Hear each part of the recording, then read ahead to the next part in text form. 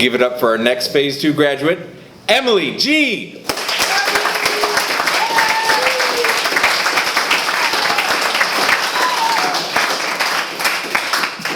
Yeah, Phase 2 was very emotional for me.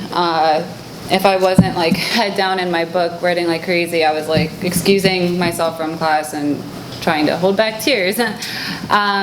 Being self-aware and mindfully so is a practice. Coming in here, I had so much confidence in my abilities to communicate and be a healthy person in a lot of people's lives, but more oftentimes than not, I've learned that it was on the contrary. Most of you remember like Phase 1 on the mindfulness walk, you chose 3 words to kind of keep in mind as you went about your work, and I kept those 3 words, and every day I would write them, and I would write the same poem every day to kind of keep them instilled in me. And my 3 words were grace, compassion, and longevity. And I practiced every single day being aware of how I could practice grace. I tried to practice poise and elegance and softness with my words that I used with people. And then compassion, I tried to be so, that was a big thing with my going through my toxic people. Compassion, be compassionate towards them when you're writing. Don't be too mean, don't pick them apart.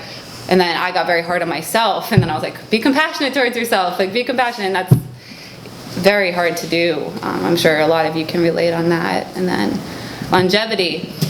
I know we tried practicing not using absolute terminology, and that's why I can say I have all the best intentions to stay sober. I have all the best intentions to be the best person I can be every day, and to be compassionate and to be graceful, but I can't say I will be.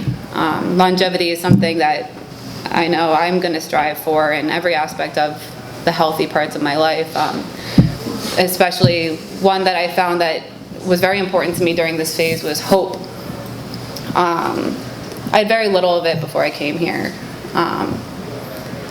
And that's why I wrote that poem, Hope by Emily Dickinson. I'm sure most of you know it. It's very simple. It's like, hope is a thing with feathers that perches in the soul, sings a tune without the words and never stops at all.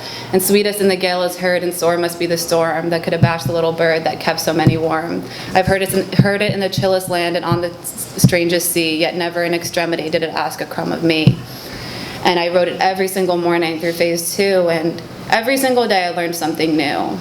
And that's something that I think longevity can relate to, is just never stop repetition, never stop routine, never stop instilling these same things that you value now in the most raw part of our lives, because if we forget those things, then you're gonna, forget why you're here in the first place. So thank you, Greg and Kai, for helping me through this phase.